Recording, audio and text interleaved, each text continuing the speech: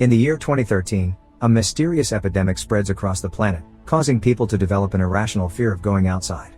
If they do, they die within seconds. Soon, the streets of every city and town around the world become a wasteland with not a single person outside. Marc Delgado has been living in his workplace for 3 months, surviving on the food from the cafeteria and helping his coworkers dig a passageway in the parking lot that could take them to the subway. One day, he notices someone broke the window of a car to steal a GPS, which makes him quite angry and provokes him into digging more aggressively. This turns out to be a positive thing, because thanks to him, they finally break the wall and find a safe way out of the building. Now everyone is getting ready to leave, and while waiting in line for some provisions, Marc can't help noticing one of his bosses, Enrique, has the GPS in his bag. Marc decides to follow him and confront him about it, and Enrique accepts to talk in private as long as Marc doesn't tell anybody else about it. Marc starts remembering how he met Enrique. Many months ago, the man was hired to take care of the company's productivity problems and was known for being ruthless when it came to treating employees, firing them without hesitation if necessary. When he called Marc to his office, he scolded him for taking so long with the project, refusing to hear how difficult the process of programming is, and gave him an ultimatum: he had to be done by the end of the month or he'd lose his job. Marc stayed until late at the office, working on his code and getting more frustrated by the second every time it fails. His girlfriend Julia called him to tell him she and her friend Andrea were closing up their shop, and Marc promised her he'd be there for dinner. However, his computer blue screened, and he ended up staying longer than planned.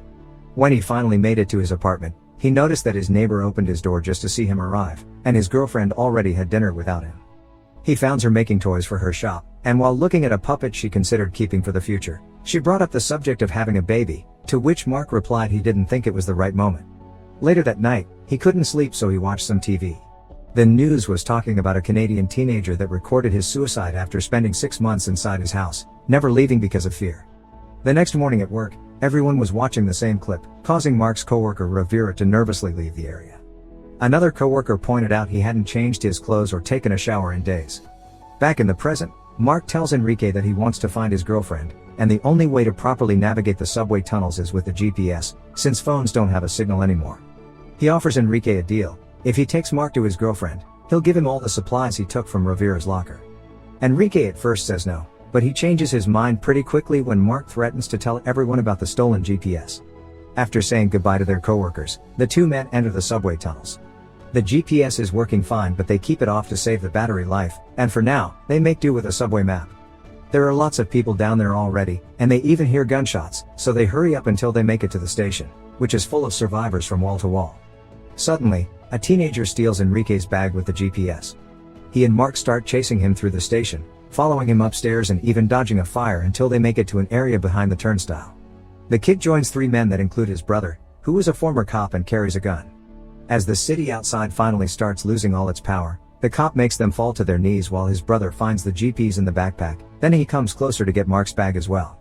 When the lights go off inside the station too, Enrique jumps on the cop and struggles with him for the gun while Marc tackles the boy and recovers the GPS after it falls on the floor and gets its screen cracked. With the bag safe in his arms, Marc hides behind a column while Enrique manages to get the gun from the cop and kills him before wounding his partner with a shot as well. Then he joins Marc and together they run away, easily mixing themselves in the crowd thanks to the darkness that has now taken over the place. They stop by the stairs to bandage the cut Enrique has on his hand and to check if the GPS is still working after it fell. Thankfully it does. When Marc sees Enrique is keeping the gun, he thinks he's about to be left behind, but Enrique says he's going to keep his part of the deal. Marc starts thinking about the days before the lockdown again. One morning, when he was leaving his apartment to go to work, he heard a big amount of flies inside his neighbor's place and noticed the door was open, so he went inside to see what was going on. He found the entire apartment filled with trash bags and a putrid smell that made him cough. His neighbor found him and attacked him with a knife, wondering why he came inside when he had never taken interest in him before and didn't even know his name. Marc asked him for how long he had stayed inside, and the man said he hadn't left the apartment in months. He tried to, but he was too scared and couldn't do it. Afterward, Marc went to work, where he saw Rivera being dragged away by security guards after he got fired for having been sleeping in the office and never going home. Marc followed them out as Rivera tried his best to fight back to no avail. The guards dragged him outside, and he immediately started convulsing. Having a theory of what was going on, Marc told the guards to help him take him back inside, but it was too late. Rivera was already dead. Afterward, Marc checked Rivera's locker and found a bunch of survival supplies, like a flashlight, a gas canister, and canned food. Later in the evening, He told Julia about what happened and how he thought something serious was going on. Julia comforted him and they made love. Back in the present, Marc wakes up from a nap and doesn't see Enrique anywhere, so he thinks he's abandoned him, but Enrique soon shows up with a plastic bag he's retrieved to protect the GPS from water damage. The two men return to the subway tunnels, where Marc tries to find out what or who is waiting for Enrique at his destination, but he refuses to answer. He also notices how Enrique saves the seeds of everything he eats, like apples. Some moments later, with the help of the GPS, they found an entrance to the sewers and jump inside, not getting hurt because the water cushions their fall. They use the GPS again to find their way around and eventually, they arrived at the area under Marc's apartment building. To get inside, they make a simple plan. They hang the gas canister from the ceiling pipes and they'll make explode by shooting it with the gun. Enrique fails his shot, so Marc takes over and tries himself, also failing his first try and causing his ear to bleed with the noise. When he tries again, however, he does hit the mark and the resulting explosion throws him back on the floor. Enrique helps him stand up and together, they climb the debris and go through the hole to access the building, which just like the station is also filled with refugees. His old neighbor is still living in the same apartment, but the door to Marc's has its lock broken. They can see an eye looking at them through the spy hole and this infuriates Marc, who starts yelling and pushing the door that is being held back by a man speaking in a foreign language. Taking advantage of the man's exposed hand, Marc bites it, causing him to step back and finally getting to enter his home. The man threatens them with a knife and Enrique takes out his gun in return, reaching an impasse until the man's wife and daughter show up. The little girl understands their language and explains they didn't have anywhere to go, so they took the apartment because it was empty. After both men put their weapons down, Marc tells them the place is his and takes a photograph of Julia from the wall to ask them if they've seen her, but they swear there was nobody there when they arrived. Afterward, they took a look around the place. Enrique finds no food in the fridge, but there are dead doves being prepared to eat, and an old popcorn bag in the trash can from which he retrieves the seeds. He also takes a kitchen knife with him. Marc, meanwhile, goes to Julia's work table and after finding her puppet, he grabs a drawing the little girl made and turns around the sheet of paper when he sees the name of a doctor on the corner. It's the picture of an ultrasound, because Julia has been pregnant since the last time he saw her and he didn't know about it. Marc starts remembering their last time together. They were watching the news about the pandemic they were calling the panic, which was causing more and more deaths around the world. The government asked the citizens to stay calm and to keep on carrying on their everyday lives as usual, which infuriated Marc. His mood got worse when the news changed to show pregnant women giving birth in awful conditions and he started to rant about the irresponsibility of it all, which made Julia finally understand that he never truly wanted kids and all his given reasons through the years were just excuses. Upset and crying, she ran and locked herself in the bathroom, ignoring him when Marc tried to talk to her through the door. He left for work then, already noticing how there weren't many people on the streets and the trash was piling up in the cans. A man in the subway was even wearing a mask. When he made it to the office, he called Julia, but it was Andrea who picked up her phone, telling him Julia didn't want to talk to him at the moment. Getting desperate, Marc decided to go back, especially after both the phone and nearby televisions lost their connection. However, as soon as he stepped outside, he started to feel sick, so he had to run back inside and stay there permanently. Back in the present, it has started to rain, so Marc and Enrique help the family gather water by using an old stretcher. Soon people all over the city are using sticks to put buckets and pots under the rain to refill their water reserve. In the evening, Enrique carves 2 spears out of broomsticks, and Marc fills various bottles with the newly acquired water. He also puts Julia's puppet in his bag. They get back into the sewers in the morning, and when they reach a split, they argue over what way to choose. Marc wants to go to the mall where Julia used to work to see if she's there, but Enrique refuses, saying his deal was only to take him to his apartment and it isn't his fault she wasn't there when they arrived. He even takes out his knife to defend himself and wonders aloud if Julia is even alive, which makes Marc furious and causes him to jump on him to beat him up. In the struggle, Enrique drops the knife, and Marc drops the flashlight, which breaks when it hits the floor. The two men break up the fight and Marc demands to know what Enrique has that could be more important than his wife and baby, so Enrique finally confesses he wants to go to the hospital his father has been staying at after he lost the capacity to move because of an embolism. He also tells Marc that he could come with him because once he reaches the hospital, the GPS can be his. After some hesitation, Marc accepts. The duo finds some stairs that take them inside a church. While looking around, they find a lighter and a hip flask with alcohol still in it, so they use both things plus some wood to start a fire. It seems the light has called someone's attention, because they hear some noises nearby, so they grab their spears and go investigate. What they find at the back of the church is quite a surprise. It's a bear, who quickly starts chasing after them. Marc is about to reach the sewer stairs when he notices Enrique has fallen and the bear is on him, so he decides to stay and help. He pokes the animal with his spear to get him off Enrique, who rushes back to their bonfire and lights a torch to keep the bear at bay. This isn't enough, however. The bear is advancing and pushing them towards the doors that would take them outside. So Marc comes up with a plan. He asks Enrique to drop the torch, and when he does, the bear uses the chance to jump on him. So Marc receives him with his spear pointed at him, causing the bear to impale itself on it. Both men can't help laughing when they find a tag that says the bear comes from the Barcelona Zoo. Moments later, they're eating the bear meat that they have roasted over the fire.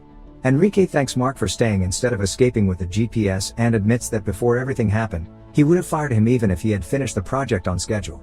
But this confession only makes them laugh again. Enrique also admits that he's worried that without his father, nobody will notice if he dies, and there are some important things he still needs to talk to him about. In return, Marc tells him he told Julia he didn't want kids, but it wasn't entirely true.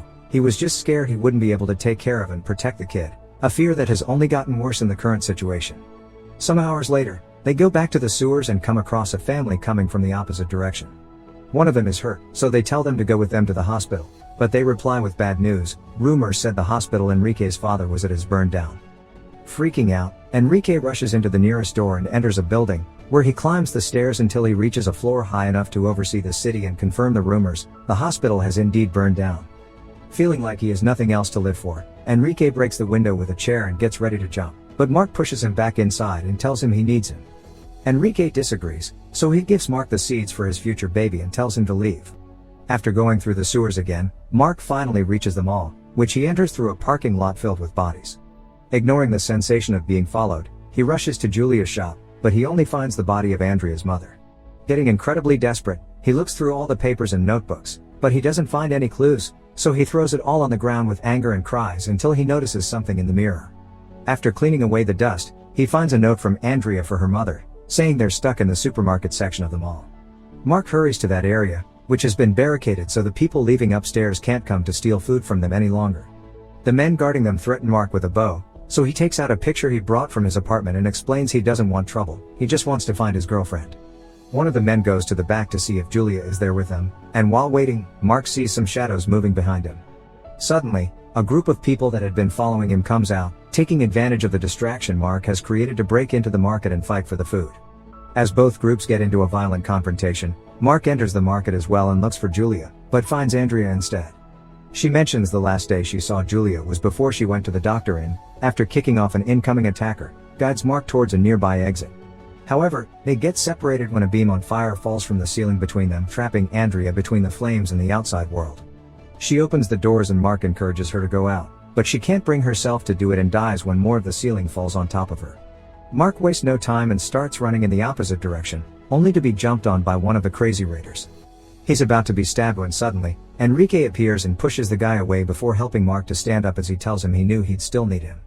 The attacker hasn't left though, and he quickly comes closer again to stab Enrique in the stomach. Enrique pushes him away again and is about to impale him with his spear when he notices it's just a kid, so he decides to spare him. Pretending his wound isn't a big deal and he's fine, Enrique tells Marc they should hurry out of the mall before the whole building collapses. They cross the sewers once more until they find a hole in the ceiling that someone else dug, and when they climb inside it, they find themselves in a movie theater. There's nobody around, so Marc approaches the glass door and sees that Julia's doctor's office is across the street. It's impossible for him to reach it like this though, because the tunnel is blocked. Getting desperate, he goes upstairs and looks through the window, trying to see if he can find Julia inside the other building. It takes him a moment, but he does end up seeing her, and when he does, he starts calling her name and hitting his window, hoping she'll see him as well. At first, it looks like she'll never turn around, but it seems Marc's tactic has a good effect because Julia suddenly turns and the couple finally sees each other again and cries with happiness. Marc rushes downstairs to tell Enrique about Julia, only to find him sitting at the theater bleeding out. He wants to look for something to bandage the wound up, but Enrique doesn't let him, claiming his time has come. His last words are a request for Marc to stop whining and cross the street to reunite with his family once and for all. Enrique dies then, and Marc takes a moment to cry for him before following his advice. Both he and Julia make it to their respective doors, and after some hesitation, Enrique finally steps outside. He immediately starts feeling sick and dizzy, his ears start bleeding, and he has trouble walking. But by keeping his eyes on Julia, he manages to continue even after falling, crawling the rest of the way as a bright white light becomes the only thing he can see around him. Suddenly, Julia's face appears above him, and as the light disperses, Marc realizes he's successfully crossed the street and made it to the building, finally reuniting with his beloved. The couple stays in that building and starts a new life there, collecting water from the rain and growing Enrique's seeds. Their boy is born strong and healthy, And when he learns to walk, he goes outside on his own, proving the new generation isn't affected by the panic. Many years later, a group of wandering teenagers shows up at their door, so Marc and Julia decide to let their son join them so he can have a chance to know what the outside world is like and perhaps have a chance to rebuild society from the scratch. Make sure to subscribe and turn on notifications so you can watch more videos like this. Thanks for watching.